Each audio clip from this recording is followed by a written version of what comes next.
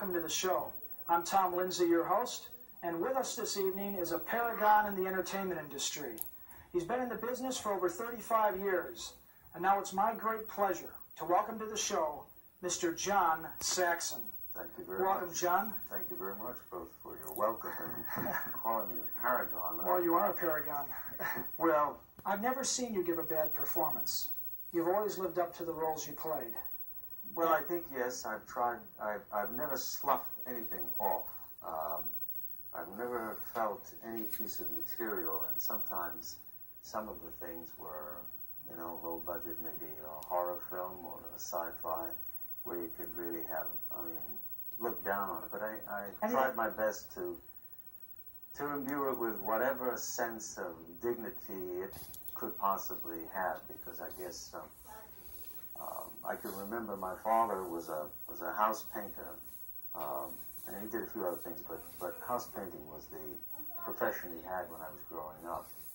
And he took it quite seriously. He took a great deal of pride in what he was able to do, and I think that's just something that was, part of the family, or part of my masculine family, too. tradition. Doing your best. Right. I find it very hard to do something, even someone I'm working now. If I feel like I've blown something, did a take that wasn't, it hurts. It bothers me to some extent. So I've always tried my best. Did you come from a large family? Do you have a lot of... I have two sisters, yeah. One of which for a while worked for a theatrical agency in New York.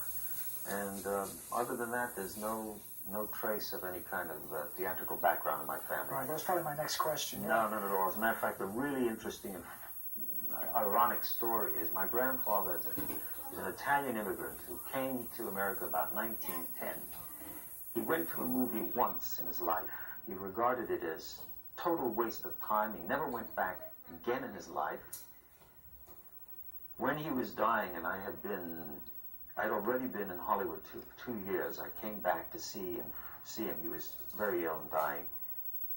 The irony was, he never quite understood what it was I was doing, because he had had such little contact with movies and things like that all his life. He really couldn't place and jump in his imagination of what connection I might have with this. He kind of was saying, "So you work in a factory, is that it?"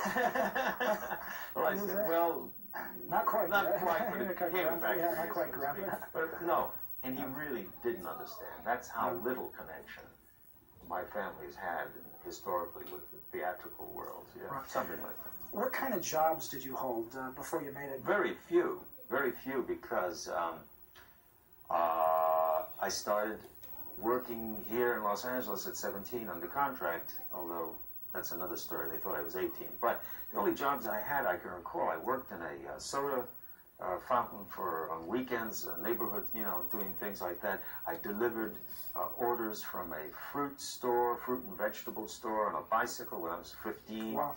I worked in a millinery department of a department store in Brooklyn, ticketing ladies' hats for about a week. I hated that, so it didn't last.